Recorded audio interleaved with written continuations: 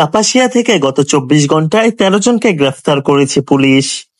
গাজীপুরের কাপাসিয়া থেকে গত ২৪ ঘন্টায় ৩ জন মাদক কারবারি, ৩ জন ছিনতাইকারী ও সাংবাদিকদের উপর হামলার ঘটনায় ২ জন সহ মোট ১৩ জনকে গ্রেফতার করে আদালতে পাঠানো হয়েছে। এদিকে শনিবার কাপাসিয়ার চেরাগালী মার্কেট এলাকায় সাংবাদিকের উপর হামলার ঘটনায় ২০ জনের নামে থানায় একটি মামলা হয়েছে। গ্রেফতারকৃতরা হলো মাদক কারবারি বারিশাবো ইউনিয়নের পারিয়াবো গ্রামের সোলাইমানের ছেলে সোহেল রানা, তরগাঁও এলাকার সিরাজুলের ছেলে মোবারক, টোক সুলতানপুরের শহীদ মিয়ার স্ত্রী হাসিনা বেগম।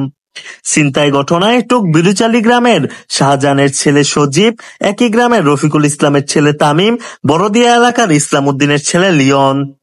এছাড়া সাংবাদিকের উপর হামলার ঘটনায় কাপাসিয়া উপজেলা স্বেচ্ছাসেবক দলের আহ্বায়ক ফরিদ শেখ ও বানর হাওলা গ্রামের আতাউর রহমানের ছেলে আসফি রায়হান। এদিকে কাপাসিয়ায় মাদককে জিরো টলারেন্স রাখতে ওসি জয়নাল আবেদীন মন্ডল কি বলছেন শুনুন। আমি আপনার সঙ্গে কামনা করছি যেমন এই মাদকগুলা উদ্ধার করতে গিয়ে অনেক সময় অনেক বিব্রত পড়তে হয় পুলিশের।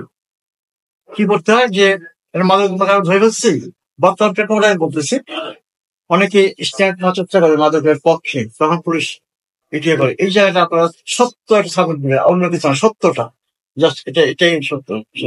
অনিয়ম দুর্নীতি আছে, মাদক বলেন, চুরি ছিনতাই বলেন, ডাকাতি বলেন, আমরা সন্ত্রাসী বলেন, এগুলোতে আমরা রোধ করবো। আর আমার বক্তব্য হচ্ছে কি, আমি মাদকে জিরো করা গেছি, মাদককে আমরা তখনই কবজ করবো, মাদক আমরা নির্মূল করবো। নির্মূল বলতে একেবারে হেনিস হয়ে যাবে না, সর্বনিম্ন স্তরে যেটা জিরোর কাছাকাছি নিয়ে চলে আসবে বলে এটা। হ্যাঁ, এটা আচ্ছা এটা আমি করবো, এটা আমি অদবদ্ধ এবং এটা করবো। এই আপনাদের লিখনীতে, আপনাদের তথ্য পুরুষ আবার ফুল ফিলে কাজ করতে সারা বাংলাদেশ করতেছে। তো এই সাপোর্টটা করবেন কেমন, আমাদের পুলিশের যে ভালো কাজগুলো আছে যদি আপনি একটু উৎসাহ দেন, তাহলে পুলিশ আরো বেশি আগ্রহী, আরো বেশি ফুল ফিলে কাজ আমরা করতে পারবো আশা করি। এটা আমি আপনাদের চাই। আপনাদের মধ্যে একটাই যাবে যে আপনি আমাদেরকে সত্য সাপোর্টটা দিবেন, এবং এটা করলে আমার পুলিশ আমরা আমাদের সমাজের সত্য শৃঙ্খলা শেষ করতে পারবো আশা করি।